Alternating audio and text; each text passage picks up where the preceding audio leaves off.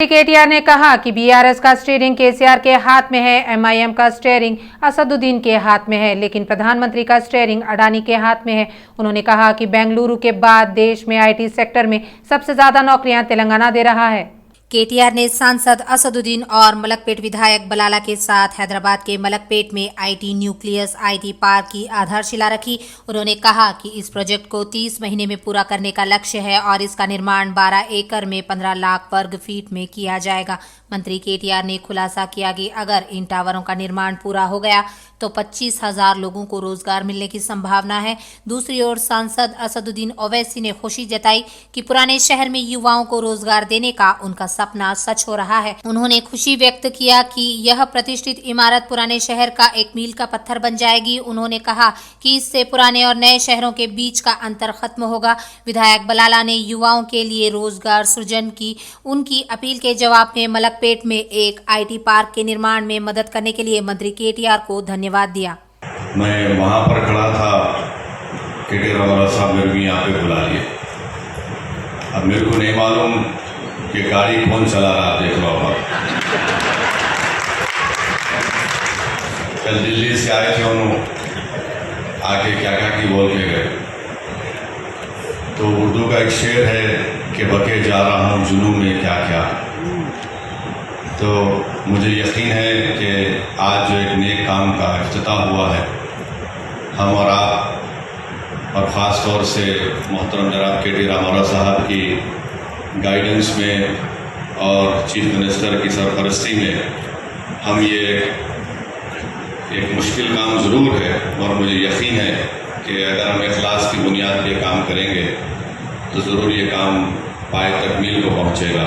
असद भाई के बोलने के बाद कोई और बोले इसका क्या हाल होता, आपको एक बात बता देता हूँ। वो अपने हमारे क्या नाम है उनका, सूर्य कुमार यादव बैटिंग करने के बाद अगर कोई और आया ठीक उसके बाद बहुत तकलीफ पहुँचती। असद भाई इतना अच्छा बैटिंग करते हैं, मैं ज़्यादा बोलने के लिए मेरे पास है नहीं, बट एक बात ज़रूर कहूँगा। असद भाई कल आए थे एक बड़े शख्स यहाँ पे तेलंगाना में, और मैं भी सियासी आदमी हूँ, सियासत तो थोड़ा बोलूँगा।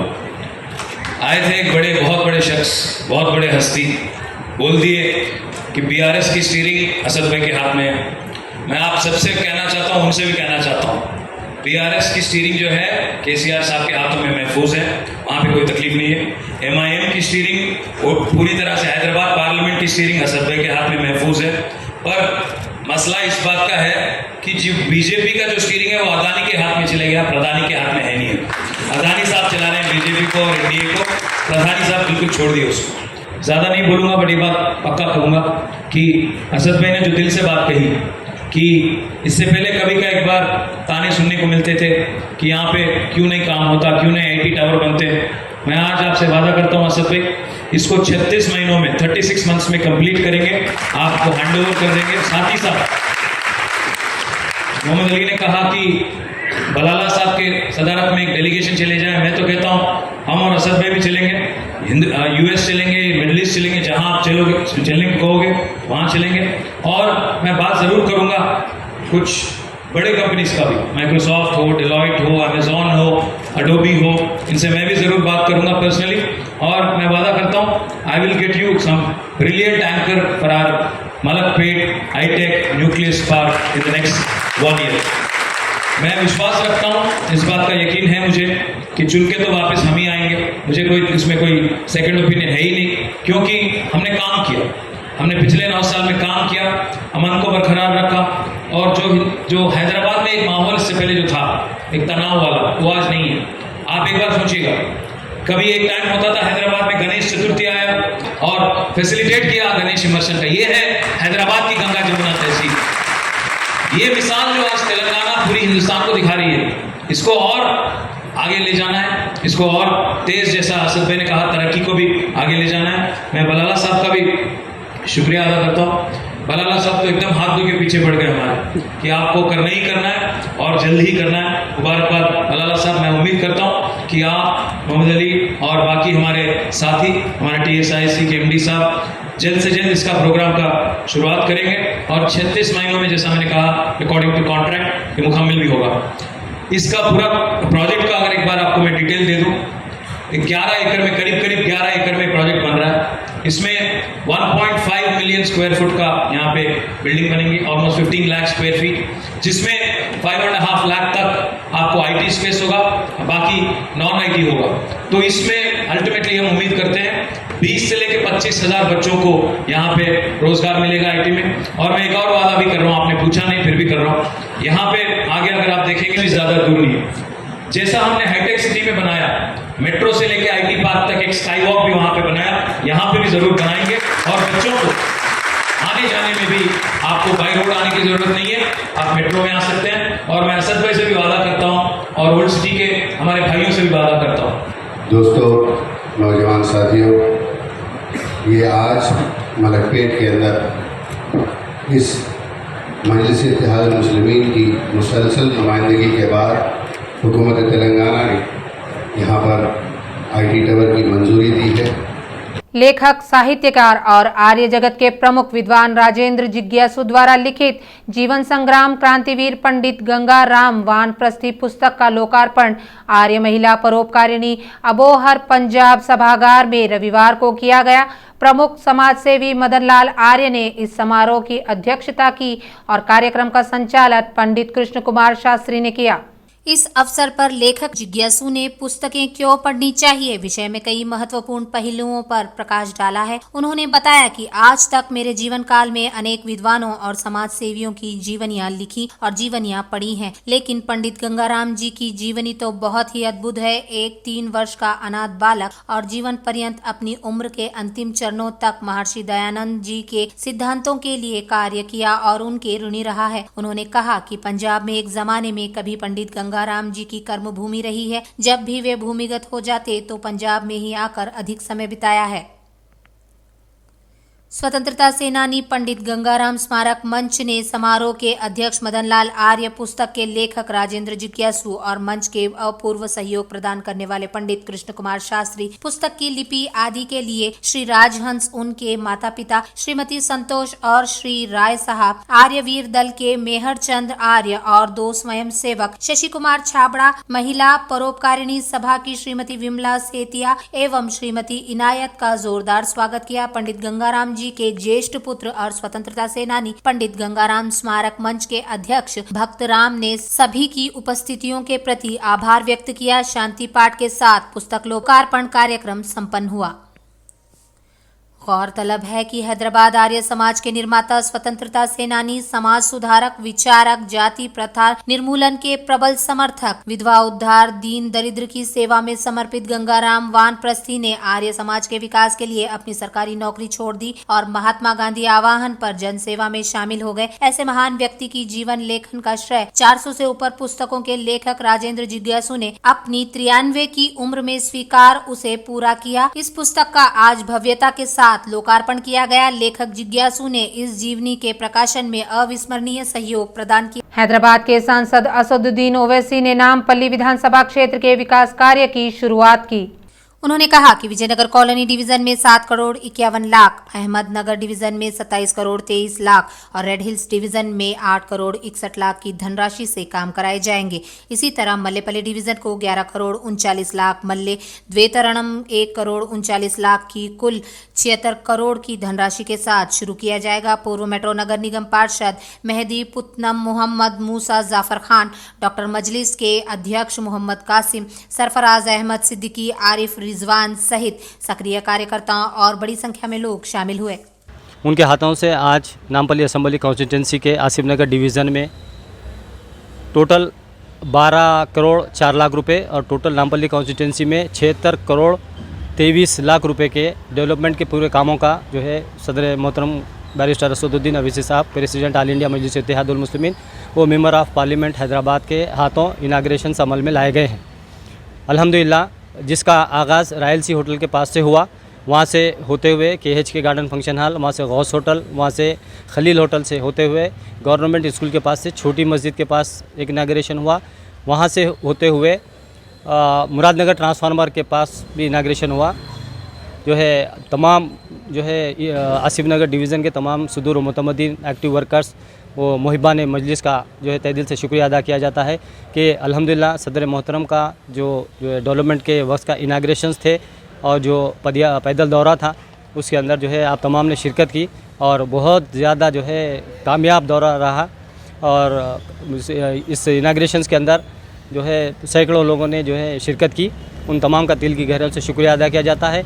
और आली जनाब जाफ़र हुसैन मेहराज साहब जो मोअज़्ज़िज़ रुकन असम्बली नामपल्ली है, उनकी नुमाइंदगी के ऊपर ये 77 करोड़ रुपए तकरीबन के डेवलपमेंट्स के यहाँ आसिम डिवीज़न में काम हुए।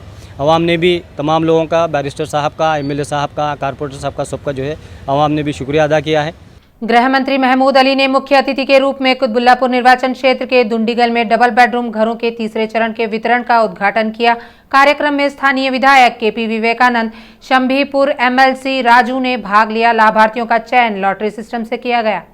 तीसरे चरण के तहत कुतबुल्लापुर 1421, सनत नगर 343, कुकटपल्ली 1378 लाभार्थियों का चयन किया गया। इन तीनों विधानसभा क्षेत्रों में 3142 हितग्राहियों को आवास वितरित किए गए। महमूद अली, स्थानीय विधायक और एमएलसी ने डबल बेडरूम मकान के लाभार्थियों को बधाई दी। पिछले महीने दुंडीगल केंद्र में डबल बेडरूम के पहले बैच मंत्री तलसानी श्रीनिवास यादव और मंत्री केटीआर ने मकान वितरित किए थे।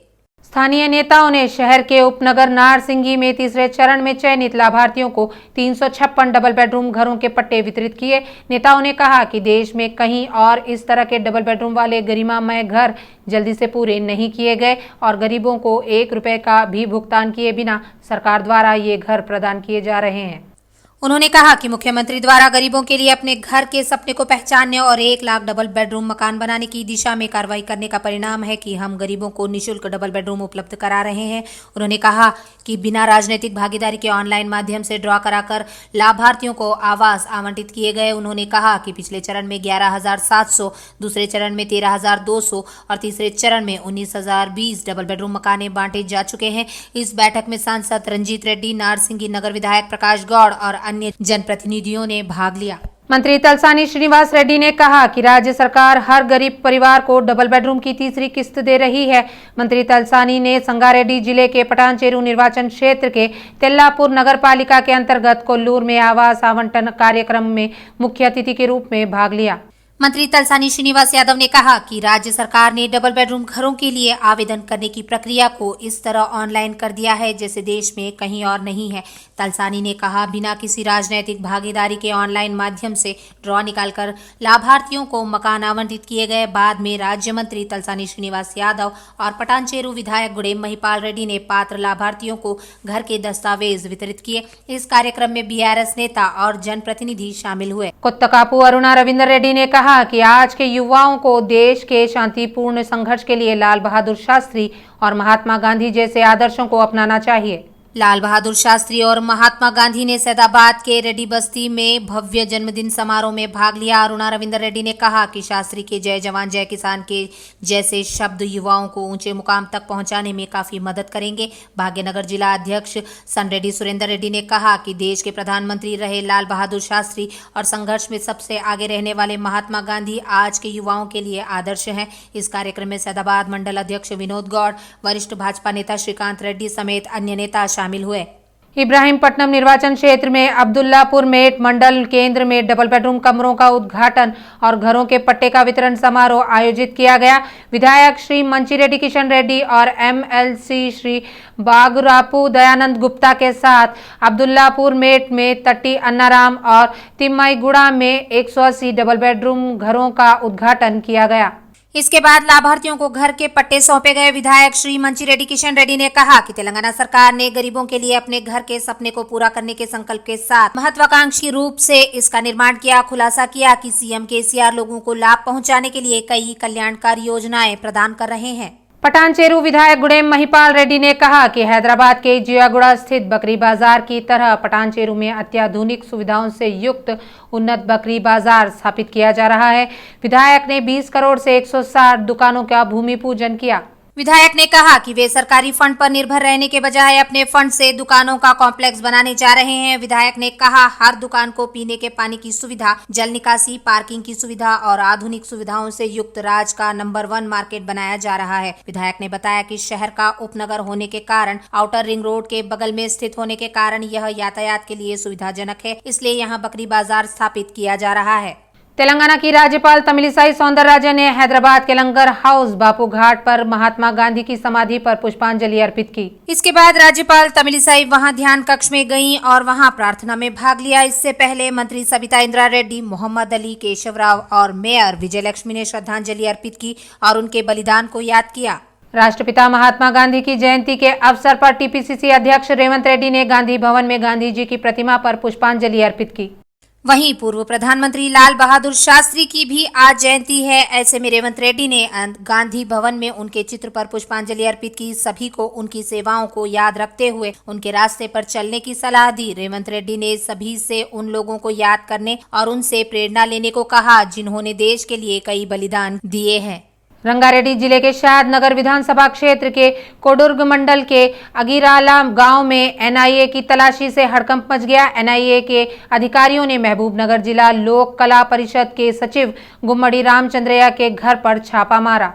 आज सुबह 5 बजे एनआईए के अधिकारियों ने स्थानीय पुलिस के साथ मिलकर गांव को घेर लिया और रामचंद्रया को हिरासत में लेकर पूछताछ की। बाद में उन्होंने मोबाइल फोन, क्रांतिकारी साहित्य और प्रजा कला मंडल के लेटर हेड जब्त कर लिए। रामचंद्रया ने कहा कि बाद में उन्होंने गच्चीबौली में एनआईए कार्यालय में आगे की जांच के लिए उपस्थित होने के लिए नोटिस दिया गया।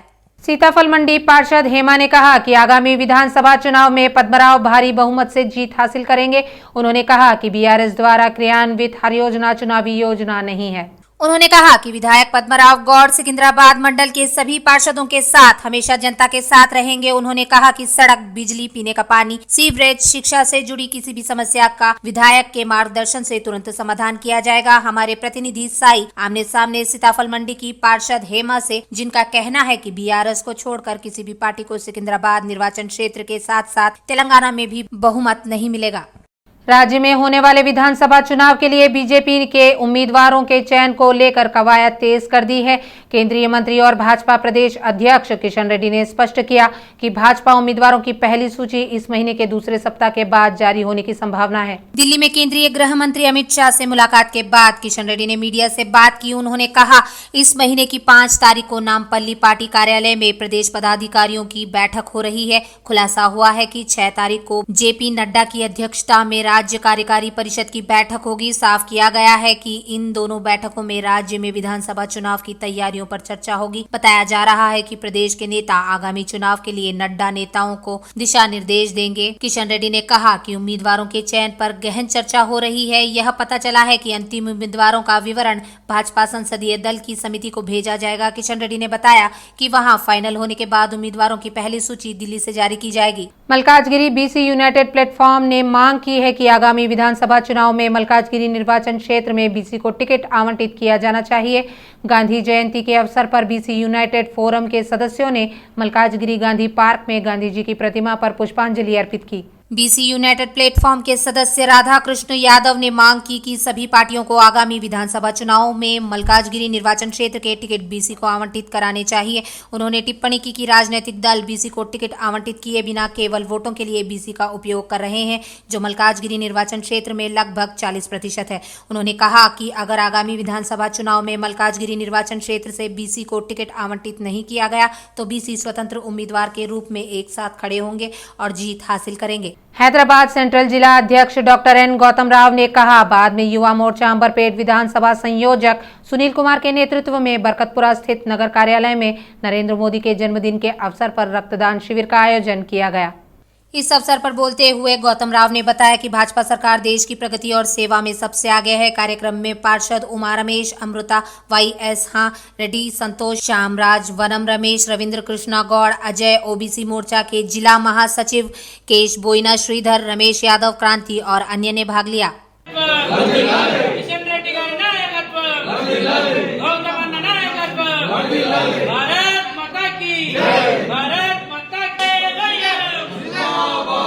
इस अवसर पर उन्होंने महात्मा गांधी के चित्र पर माल्यार्पण कर उन्हें श्रद्धांजलि दी। महात्मा गांधी की जयंती पर उन्हें श्रद्धांजलि दी जा रही है। देश की आजादी के लिए उनके बलिदान को भारतीय कभी नहीं भूल सकते, इसलिए हम सभी को अपने पिता के नक्शे कदम पर चलना चाहिए। हिंदुस्तान में जो पैदा होके जो हिंदुस्तान को अंग्रेजों से आज़ादी दिला के जो हिंदुस्तान का गंगा जमुना तहजीब की तरह जो हिंदू मुसलमान सबको लेके चलते थे, उनके जो गांधी जी का और अंबेडकर बाबा जी का जो संविधान है, आज भी संविधान पे जो हिंदुस्तान यानी भारत जिंदा है। अगर ये संविधान नहीं होता तो आज अंग्रेज भी हिंदुस्तान नहीं छोड़ते थे और हिंदू मुस्लिम बोले सर का लड़ाई हुए होते थे। जिस तरह हम हिंदू मुसलमान जो मिलके भारत को, हिंदुस्तान को जिस तरह आज़ादी कर रहे थे, हिंदू मुस्लिम सिख ईसाई जो मिलके, उसी तरह आज हम सबको एक होने की जरूरत है। केंद्रीय जांच एजेंसी एनआईए ने तेलुगु राज्यों में 60 जगहों पर एक साथ छापेमारी की। आंध्र प्रदेश में 40 स्थानों और तेलंगाना में 20 स्थानों पर निरीक्षण किया गया। सोमवार सुबह 5:30 बजे से नागरिक अधिकार नेताओं और वकीलों के घरों और दफ्तरों में निरीक्षण किया जा रहा है। माओवादियों से सहयोग के आरोप में हैदराबाद, गुंटूर, नेल्लोर और तिरुपति में जांच की गई। इस खोज के लिए उन नेताओं को निशाना बनाया जा रहा था जो नागरिक अधिकार आंदोलन के प्रमुख थे। हैदराबाद में भी तलाशी चल रही है। एनआईए नागरिक अधिकार संघ के नेता सुरेश और उनके रिश्तेदार के विद्यानगर स्थित घरों में तलाशी ले रही है। वकील भवानी के घर पर निरीक्षण किया गया। एनआईए के अधिकारियों ने गुंटूर जिले के पोन्नूर पब्लिक मेडिकल कॉलेज में तलाशी ली। डॉक्टर टी राजाराव नागरिक अधिकार संघ के अध्यक्ष हैं। नेल्लोर में एपी सीएलसी महासचिव वेंकटेश्वरुलु और अरुणा के घर का भी निरीक्षण किया जा रहा है। एनआईए तिरुपति में वकील क्रांति चैतन्य और गुंटूर में डॉक्टर राजाराव के घरों पर तलाशी ले रहे हैं। एनआईए पुलिस ने हैदराबाद के सुभाष नगर में रहने वाले एबीएमएस नेता भवानी के घर पर छापेमारी की और तलाशी ली। नागरिक अधिकार समूह ने एनआईए अधिकारियों की तलाशी की निंदा की है। आरोप है कि इनके माओवादी संबंध हैं और भर्ती के लिए सहायता मुहैया करा रहे हैं।